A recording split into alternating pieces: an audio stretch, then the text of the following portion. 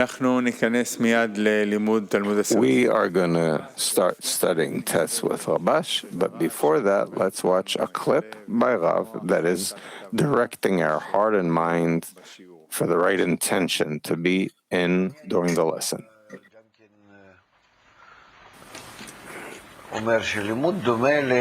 I would also say that the study resemble being given a line, a communication line.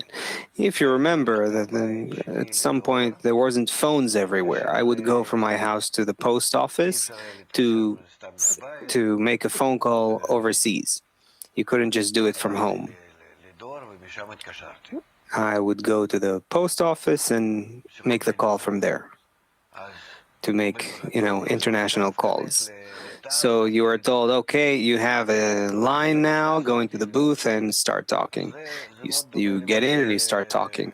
So that's very similar to what we feel during the study, that you are now given a line and you're told, speak. You have a few minutes. Say what you think, say what you want, say what you ask for.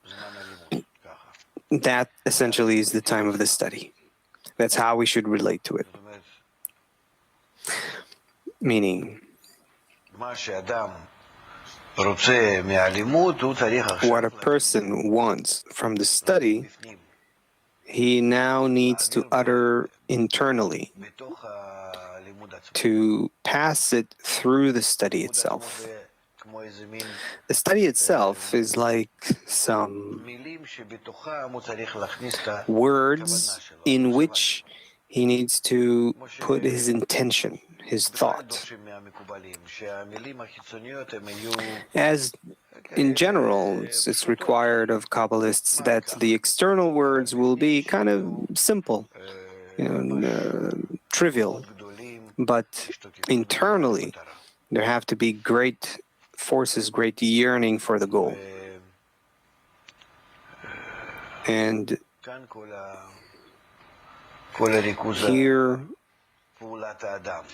is the whole concentration of man's action, because the truth is that our action is in the intention during the study. Our thought, our intention is what operates on reality during the study time only.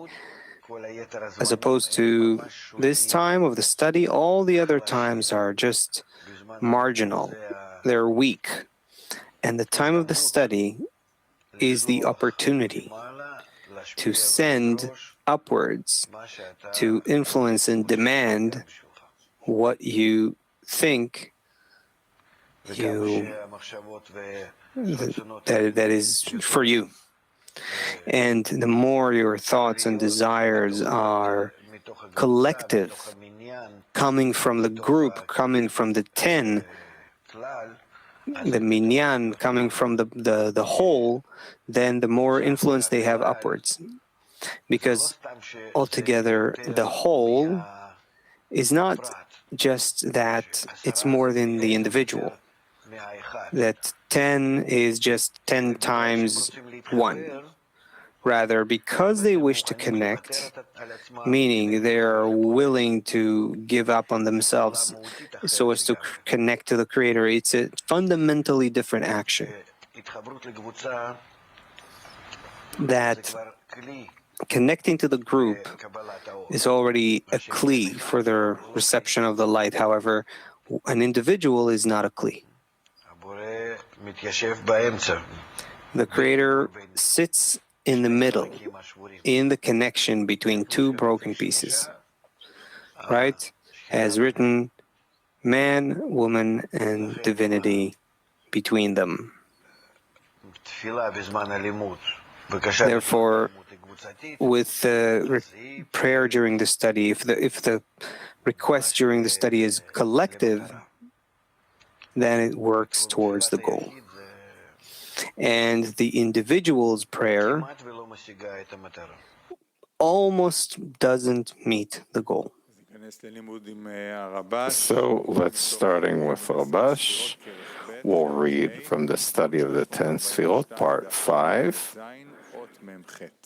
Item 48, please. Expanding in Binah, then it is also expanding in Chesed. Why? Why not? Why, yes. What is the novelty here? Previously, he says, look at what he said in item 48. Now there are several phases. The first, he gives a rule that there is always a craving in the lower one to adhere to the upper one. According to this rule, it turns out when there's expanding in Yesod, it is not expanding in Malchut. Why?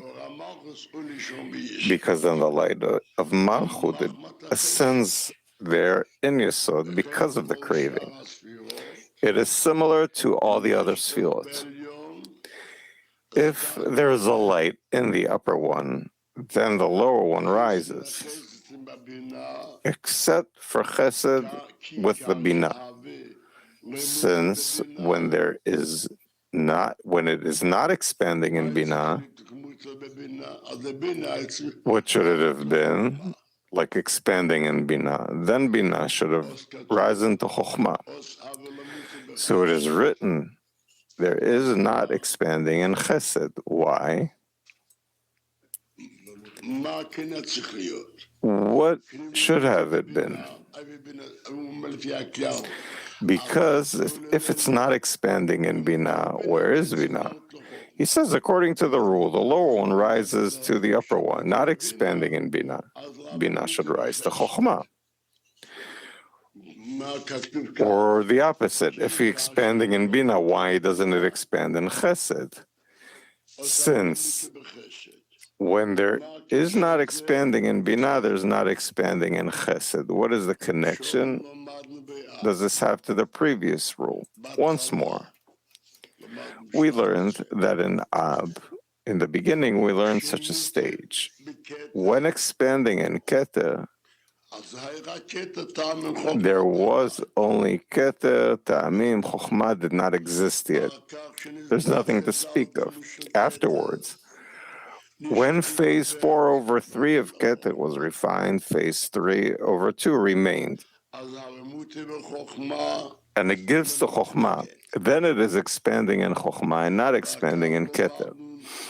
Afterwards, we learned a second coupling was made on the two bets of Chokhmah. And the level of Binah emerged in the turning of the anterior and gives us to whom? So it is already expanding in Binah, but we learned that phase 1 still remained in the vessel of Chokhmah.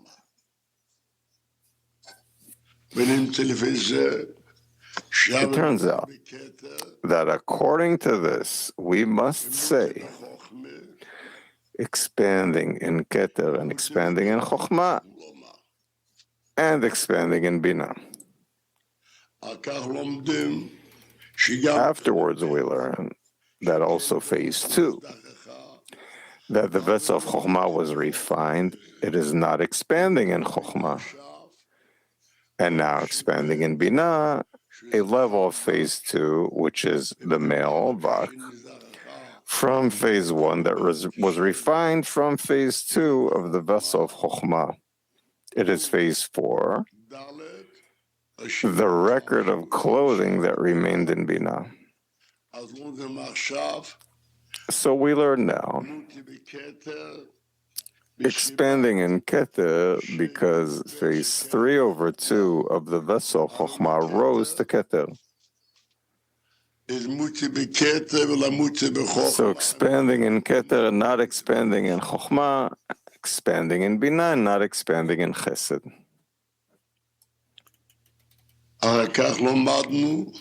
Afterwards, we learned that it was not expanding in Keter. Then it was expanding in Chokhmah. Then Binah rises to receive Chokhmah for the sake of the children which have phase 1. And then it is not expanding in Binah. We learned why. Binah rose to Chokhmah and was refined from phase 2 to phase 1, and gave phase 1 to Chesed. It turns out that now the combination is not expanding in Keter and expanding in Chokhmah, and not expanding in Bina, since Bina rose to Chokhmah and was refined from phase 2 to phase 1 and expanding in Chesed. Afterwards, we learn at the time when it was expanding in Chesed, then Bina was refined. So he learns again that Zon of Bina and Zon of Chokhmah rose to Keter. It was again expanding in Keter, not expanding in Chokhmah. Also not expanding in Bina. Bina was refined to phase 1 in order to give phase 1 to Zaranpin, and not expanding in Chesed. Why? Due to the two distances. It turns out that we learn not expanding in Bina, Bina was refined and rises to Keter. Chasadim expanding in Keter is made, and then since there are two distances, and there is no Chokhmah, not expanding in Chesed, expanding in Gvura. Is that clear? When it is not expanding in Bina, so it's not expanding in Chesed.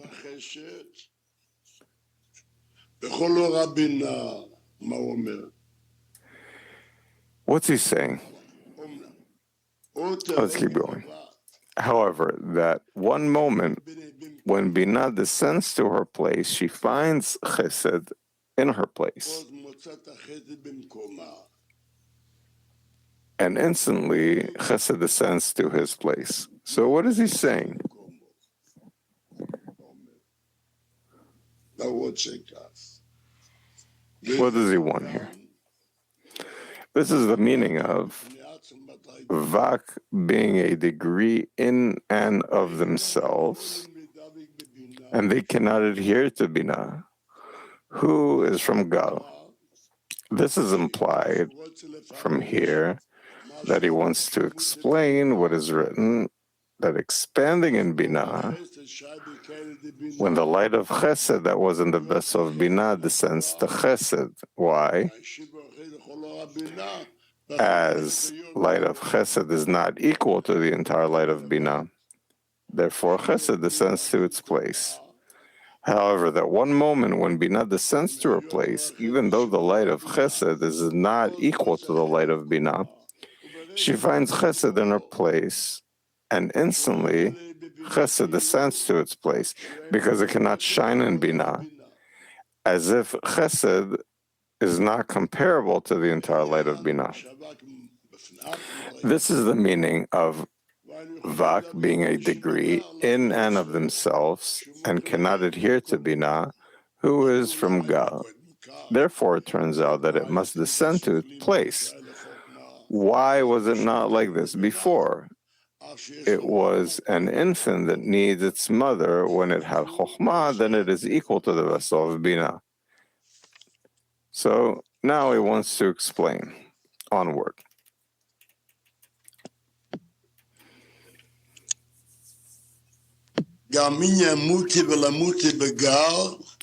The matter of expanding and not expanding in Gal is also a different matter. This is because when it is expanding in Keter, both Chesed, Chokhmah and Bina rise above in Keter. What does this mean? We always learn the opposite. At the time when not expanding in Chokhmah and Bina, then Chokhmah and Bina rise above the Keter. Their raising of Man makes expanding in Keter. Here it is written differently. When it is expanding in Keter, both Chokhmah and Bina rise above in Keter, because it is implied from here that first it was expanding in Keter and afterwards they rose. We learned the opposite.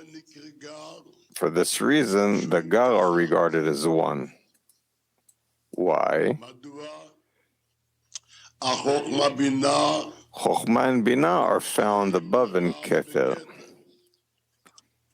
For this reason, the Gal are regarded as one, he says.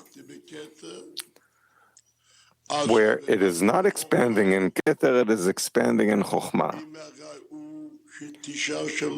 And it would be fitting that Binah should remain there and not expanding in Binah, only because he desires mercy.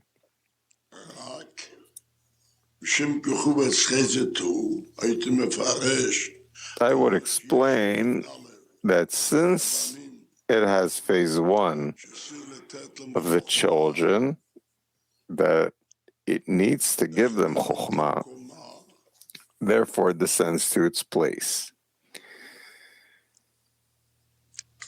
They need chokhmah, therefore it is expanding in Binah too. There are also many explanations for this.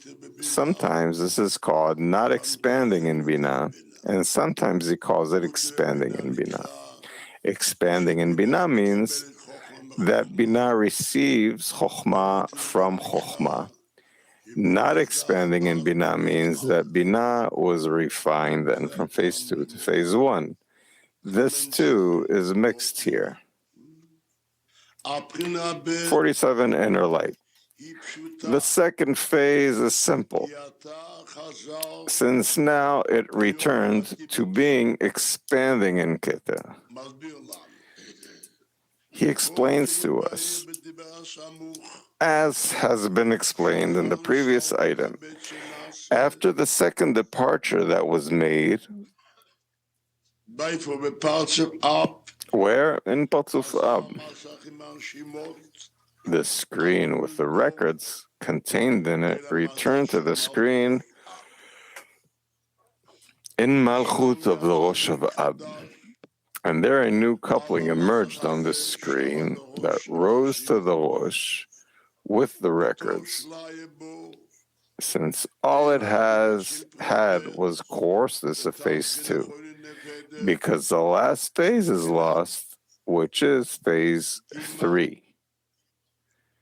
And what remains only phase 2. Therefore, it drew only the level of Binah, which is called Sag.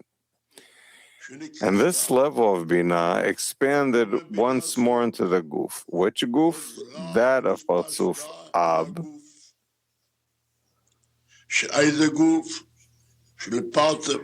Just as we learned in Ab, that it took the empty vessels of Patzuf Galgalta, so we learned that the empty vessels of Patzuf Ab passed the Patzuf Sag. This is what is written here. And this is expanding in Keter, meaning the light of Binah in the vessel of Keter, which remained from Patzuf Ab. Here too, in Patzuf Sag, the vessels preceded the lights. Why? Since all those vessels that remained empty after the second departure of Patzuf Ab, the aforementioned of Patzuf Ab, were found passing to that new Patzuf, which is called Patzuf Sag.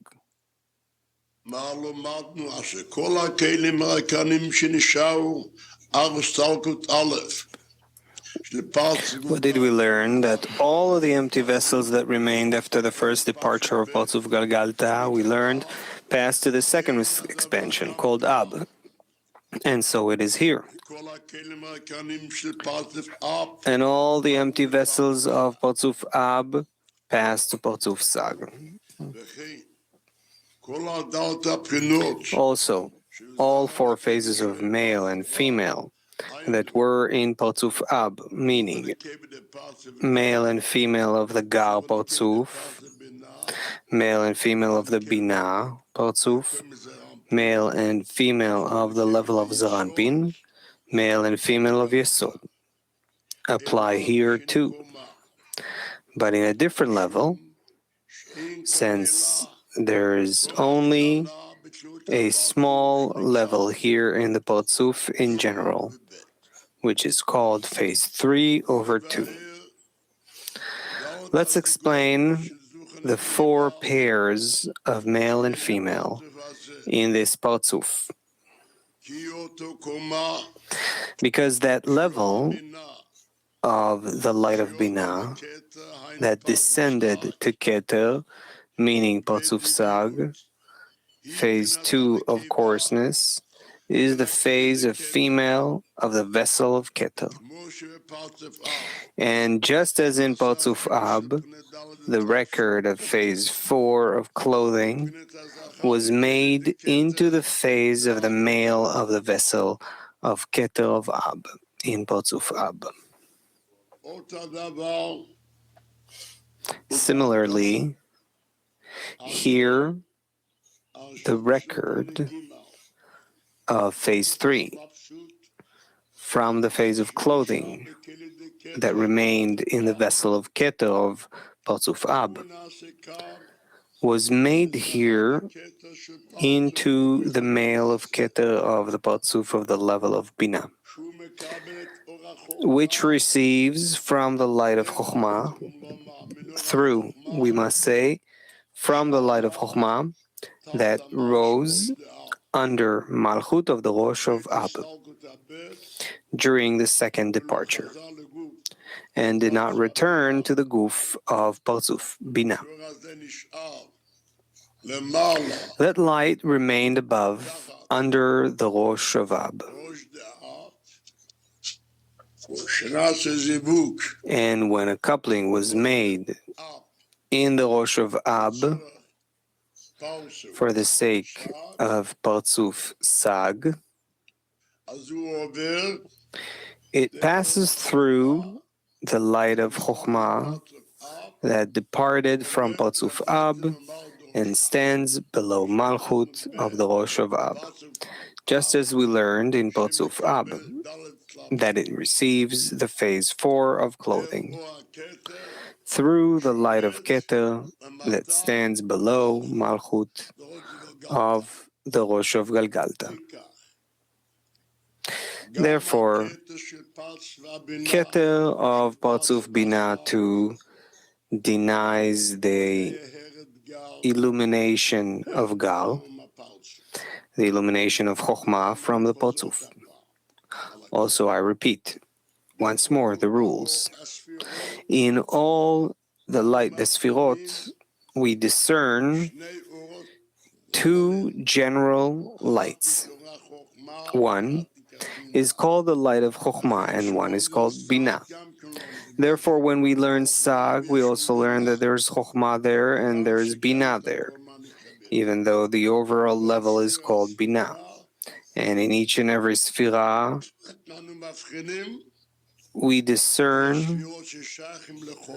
there are Sefirot that belong to Chokhmah, there are Sefirot that belong to Binah. We'll see afterwards, in exact the same order that we learned in Partzuf Ab. If so, what's written here? Therefore, I repeat once more, also the Keter, the vessel of Keter, of Partzuf Binah, of Partzuf Sag, when it's expanding in Keter, denies the illumination of Gal from the Partzuf, denies the illumination of Chokhmah, which is called Gal, from the Partzuf. Why? Because the light of Chokhmah that departed from Partzuf Ab, that rose above, and it stands under Malchut of the Rosh. Why? Malchut of the Rosh is its emanator. It is under the emanator. It turns out that its posterior is downward. What does it mean that its posterior is downward? Meaning it does not expand to the Guf. Why? Since there is now no phase of 3 of coarseness, only phase 3 of clothing, Therefore, it controls the vessel of Keter, where there's phase 3 of clothing, so that it will not shine Chokhmah downward, so that they will not draw it from the phase of 3 of coarseness, since there's no screen. It turns out that what does the posterior shine? Chasadim. This is what he says. Since the light of Keter is found with its posterior downward, meaning the light of Chokhmah that now belongs to the vessel of Keter, which is phase 3 of clothing, stands with its posterior downward, meaning it is without expanding to the guf. How does it do this? It controls the vessel of Keter, which also should be the same way. Just as the light of Chokhmah that departed from Parzuf Ab has its posterior downward, so it will not shine downward in the guf, it also demands of its vessel of Keter. And it demands of the vessel of Keter that it too, the vessel of Keter, turns its posterior downward and does not illuminate except only illumination of Vak, and denies illumination of Gal from the Potzuf. It turns out that at the time that we learn expanding in Keter of Sag, there is no Chokhmah there, only Chasadim. Exactly like expanding in Keter of Parzuf Ab. It is written,